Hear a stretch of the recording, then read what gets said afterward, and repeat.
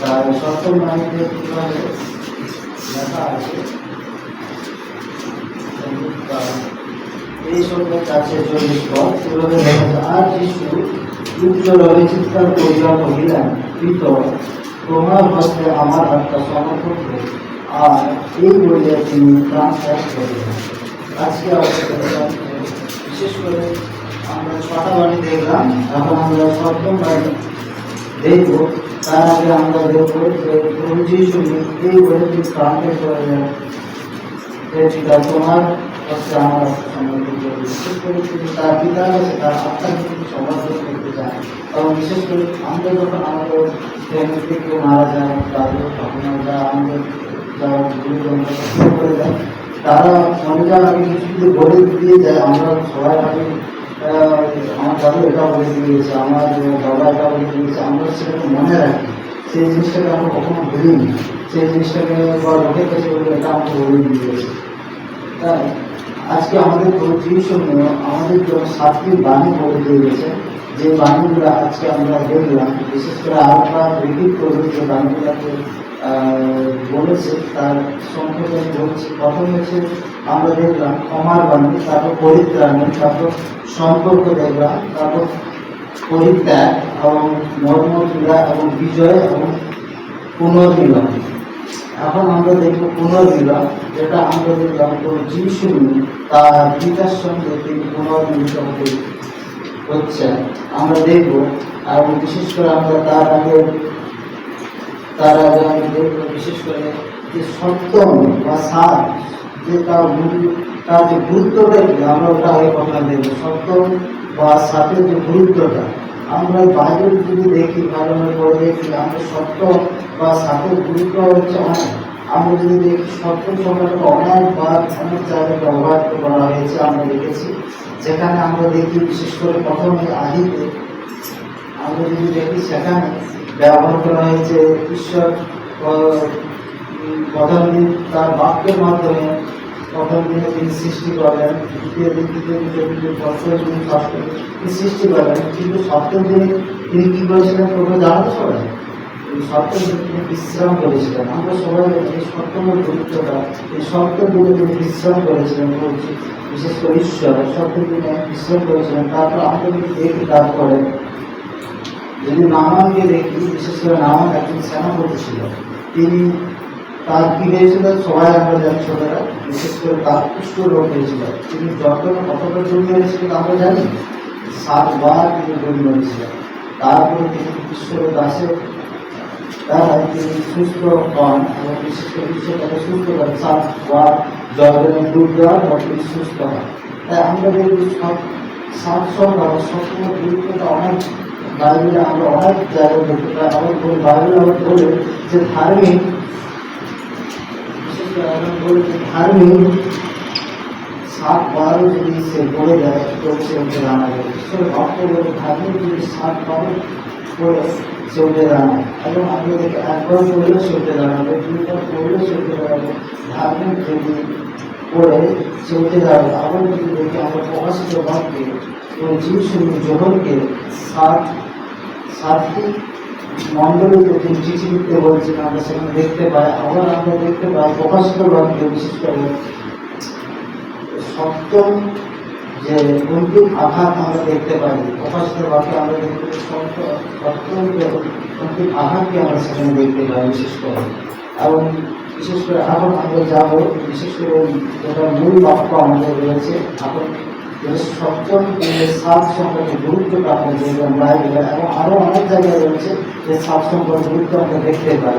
এখন যে আমরা বাইবেল আজকে বিশেষ করে যে বাক্য রয়েছে, এখন এইভাবে বলছে যিশু উচ্চ চিৎকার করিয়া কহিলেন, পিতা তোমার হস্তে আমার আত্মা সমর্পণ করিল।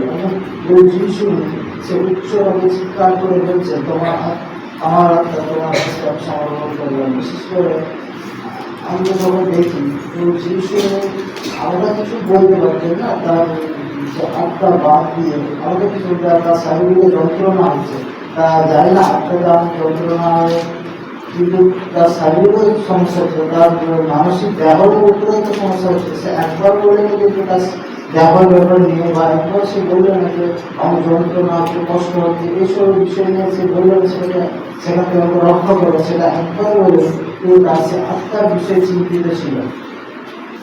এবং সে চায়, সে বিশেষ করে আমরা যদি দেখি এখানে, আমরা যদি এখানে দেখি বিশেষ করে এখানে বলছে যে তোমার গীত সঙ্গীতা আমরা সেখানে দেখি 31 অধ্যায় তার 5 পদে লেখা আছে, আমি তোমার হস্তে আমার আত্মা সমর্পণ করি। এবং এখানে দাউদ বলছে যে আমার আত্মা তোমার হস্তে আমি সমর্পণ করি। দাউদ এখানে গিয়েও বলছে ঈশ্বরের কাছে, যে ঈশ্বরের কাছে গিয়ে বলছে আমার আত্মা তোমার হস্তে সমর্পণ করবে। এবং ইহুদিরা ওরা ঈশ্বরের কাছে প্রার্থনা করতো এবং তার হস্তে গিয়ে করছেন, তার ঈশ্বরের প্রার্থনা করতো যে আমি তাদের আত্মাকে ঈশ্বরের কাছে তারা সমর্পণ করতো। আজ আমাদেরকেও যে ঈশ্বরের কাছে আমাদের আত্মাকে সমর্পণ করা প্রচুর জরুরি রয়েছে। তাই আমরা যখন ঈশ্বর আমাদের বিশেষ করে কেন জরুরি রয়েছে আমরা দেখবো, কেননা আত্মা আমাদের শরীর মানসিক শরীর আমাদের শেষ হয়ে যাবে সবাই জানে। এবং আমরা দেখেছি যিশু মানসিক শরীর নিয়ে সে আত্মাটা কিন্তু কোথাও সে উল্লেখ করেনি, এবং কোনো বাদের মধ্যে আমরা দেখতে পাই না তার মানসিক শরীর নিয়ে কিন্তু উল্লেখ করছে। কিন্তু তার আত্মাটা সত্য মধ্যে তার আত্মাটা খুব গুরুত্বপূর্ণ। সে এত কষ্টের মতো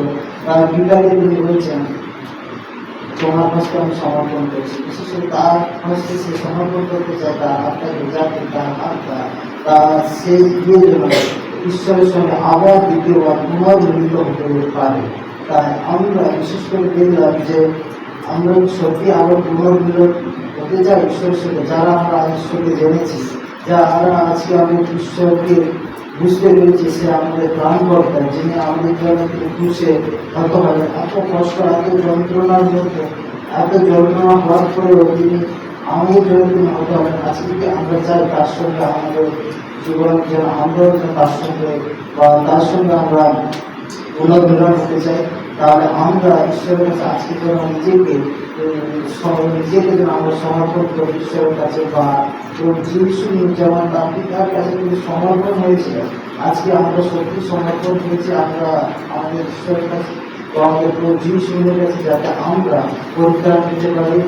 এবং আমাদের আত্মা প্রত্যেকদিন আমরা প্রার্থনা করে বলি যে যিশুর কাছে বা ঈশ্বরের কাছে প্রত্যেকদিন রাত্রে যখন আমরা প্রার্থনা করি, যখন আমরা বলি প্রার্থনা করে যে ঈশ্বর আমার আত্মা তোমার কাছে সমর্পণ করছি। কেননা শয়তান অনেক চালাক, আমাদের আত্মাকে অনেক রকমভাবে বিনষ্ট করতে চায়। আমরা কোনো চাই না যাতে আমরা যদি ঈশ্বরকে জেনেছি, আমরা আমাদের জীবন সরকার করবো যে আমাদের আত্মাকে যেন না বিনষ্ট করতে পারি। কেননা তাহলে আমরা ঈশ্বরের সঙ্গে পুনর্মিলিত হতে পারবো না। আমাদের জন্য রক্ত থাকে, আমাদের যে ঈশ্বর আমাদের জন্য কিন্তু সে কত হয়েছে, আমাদের জন্য রক্ত ঝুলিয়েছে, তার জন্য যেন আমরা তার সঙ্গে যেন আমরা পুনর্মিলিত হতে পারি। এবং বিশেষ করে আমরা দেখি তার পাশে আরেকজন ছিল, আমরা সেখানে দেখি একজন শতব্রত, আমরা এখানে দেখতে পাই। বিশেষ করে